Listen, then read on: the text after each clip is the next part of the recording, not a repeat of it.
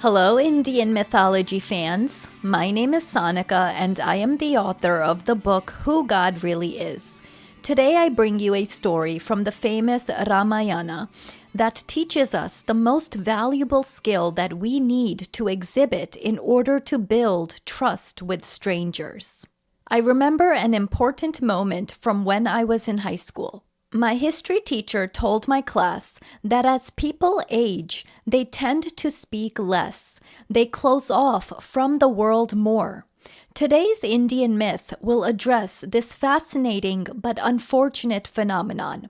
As always, after telling you the story, I will teach you the very useful lessons of this ancient Hindu myth that you can still apply to your modern relationships in the 21st century.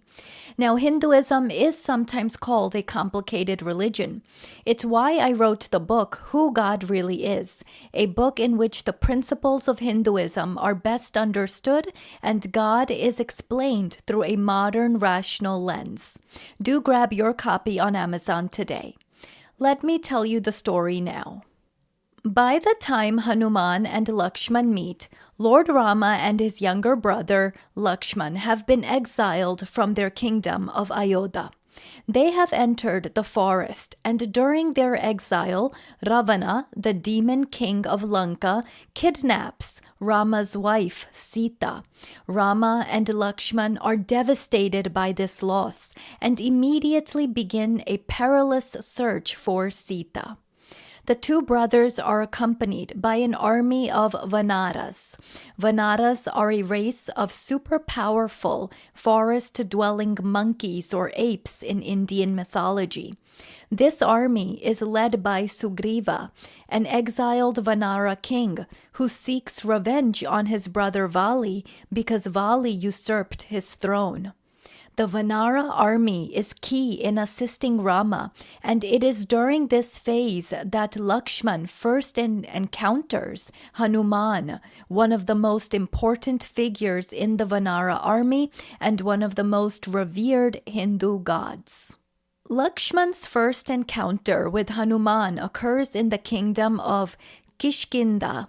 Sugriva, after aligning himself with Rama, sends his emissaries to search for Sita.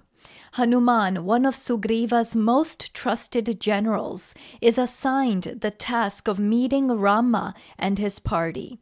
At this point, Lakshman, as Lord Rama's devoted brother, is highly protective and careful about who they trust, especially given the dangerous nature of their quest. When Hanuman arrives to meet Lord Rama and Lakshman, he assumes the form of a simple Vanara and is unassuming in his approach. He makes his way to Lord Rama and Lakshman, who are staying in the forest near the mountain Rishyamukha, where Sugriva had taken refuge after being exiled. Hanuman says, "I am Hanuman, son of Vayu, the wind god, and Anjana. I am a humble servant of Sugriva, the Vanara king. I have heard of your greatness, Lord Rama, and I have come to offer my assistance in your search for Sita." Lakshman, who is initially suspicious of Hanuman, questions him sharply, unsure of his intentions. "Who are you?" he asks. "And why have you come here? I do not trust those whose purpose is unclear. You may be an enemy in disguise. Explain yourself to me." Lakshman was known for his quick temper and protectiveness, especially toward Lord Rama. Hanuman, being a humble and wise figure, does not react defensively. Instead, he responds with complete respect and devotion to Lord Rama. "Lord Lakshman, I am no enemy. I am a devotee of Lord Rama. I have come to offer help in your search for Sita. You need not worry, for I am loyal to Lord Rama and have come to serve him." Hanuman's humble, respectful words and gentle demeanor begin to win Lakshman over. The bond of trust between them starts to form. Lord Rama turns to Lakshman and says, "Lakshman, do not doubt Hanuman. His words are true. He is a devoted servant of Sugriva, and I trust him completely. He has come to aid us, and we shall accept his help. Trust in him, for his heart is pure." Hanuman's humility and deep respect for Lord Rama deeply impress Lakshman. He understands that Hanuman is no ordinary Vanara, but a divine being with extraordinary abilities and a heart full of devotion. Hanuman also reveals that he has been waiting for an opportunity to serve Lord Rama, and that he has no interest in seeking fame or power, but only to fulfill the divine mission of rescuing Sita. Lakshman says, "Lord Rama's judgment is always correct. I will trust you, Hanuman. May your strength and loyalty help us find Sita." At this point, Hanuman reveals his divine powers and devotion to Rama. He says, "Lord Rama, I will leave no stone unturned in finding Sita. I will cross the oceans, search Lanka, and bring back news of Sita's whereabouts.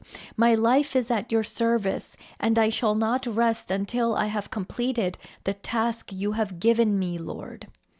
Both brothers are assured that Hanuman will do everything in his power to find Sita and bring her back.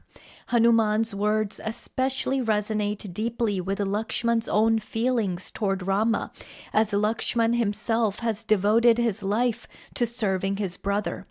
Lakshman is moved by Hanuman's pure devotion to Lord Rama, and in turn feels more confident about the alliance between the Vanaras and their army. Rama says to the Vanara general, "I trust you, Hanuman, and I know you will not fail. Your devotion to me is unparalleled, and I will be eternally grateful for your service. Go forth with my blessing." Lakshman's suspicions have dissipated, and he begins to view Hanuman with the respect he deserves. Lakshman, a warrior in his own right, recognizes the strength and wisdom in Hanuman, and the two start to develop a bond of mutual respect and admiration. This is the story of the first meeting between Lord Rama, Lakshman, and the great Lord Hanuman. Now, as my history teacher said to me in high school, adults tend to close off and communicate less than they did when they were in their 20s and teens. Life can really break us down and cause us to become guarded, to be more self-protective. Adulthood can really compel us to take on a mindset of self-defense, which can then run like a program in our psyches if we don't actively worship God to return our psyches into a realm that is more marked by balanced judgments rather than outright defensiveness. The act of praising God, in fact, is a communication portal. I explain it well in my book, Who God Really Is. In that book, I write, "Proper or genuine God worship activities heal our psyches of the unhealthy mindset programs we have taken on. They also heal our throat chakras. These activities are like direct access helplines to God. They are communication portals that are needed by us humans and are honored by God." Do grab your copy of my book, Who God Really Is, on Amazon today. If we let the program of self-defense take root in our psyches, then we allow it to ultimately run our future interactions with other adults, leading to less than easy relationship development. And we also run the risk of a cycle of chaotic relationships followed by isolation, followed again by tricky relationship outreach, which then is followed by an impulsive need to isolate. We can run the risk of this kind of cycle forming in our adulthood. The Hindu myth of the first meeting between Rama and Hanuman teaches us the value of confident and clear, open and balanced communication with strangers. In the story of Hanuman, Lakshman, and Rama's first meeting, Hanuman's ability to express his intentions transparently and with humility is key to winning over Lakshman's initial skepticism. Even when Hanuman notices Lakshman's initial suspicion, the Lord does not respond out of ego, as many humans would if they sensed that they were not being trusted right off the bat. Lord Hanuman also does not hide his purpose, nor does he present himself in a way that could be misinterpreted. His words are simple, honest, and heartfelt, making it easier for Lakshman to understand his true nature. This exemplifies how clear communication can dissolve misunderstandings and foster trust, especially when meeting someone for the first time. In adult relationships, miscommunication or lack of transparency often leads to suspicion and distance, which is why being open and straightforward about one's intentions is essential for building any meaningful connection. Rama's role in the interaction is crucial as well, demonstrating how influential figures or role models can shift the mindset of others. Rama's complete trust in Hanuman reassures Lakshman and influences his decision to accept Hanuman into their fold. In human relationships, especially in adulthood, we often rely on the judgment of respected figures or mentors to guide our perceptions of others. Our social circles and experiences with leaders or role models heavily influence our willingness to engage with strangers, particularly when trust is initially absent. This is a key dynamic in the formation of adult relationships, where we may rely on our ability to trust the judgment of others who are close to us. Clear communication also aids in resolving conflicts or misunderstandings before they become entrenched issues. When Lakshman questions Hanuman's loyalty, Hanuman immediately addresses his concerns, assuring him that his intentions are pure. This direct engagement prevents any negative emotions or doubts from festering. In adulthood, many of our relationships struggle when we allow assumptions or unspoken frustrations to grow unchecked. By being confident and clear, open and balanced in communication with strangers, we can avoid unnecessary resentment. The story of Hanuman, Lakshman, and Lord Rama illustrates how such communication can transform an initial relationship built on suspicion into one founded on trust, respect, and mutual support. If you have found it somewhat difficult to understand God well through the often complex Hindu stories, then do read my book, Who God Really Is, on Amazon. It is a book in which the principles of Hinduism are best understood and God is explained through a modern rational lens. Thank you for listening, and I'll speak with you in the next episode.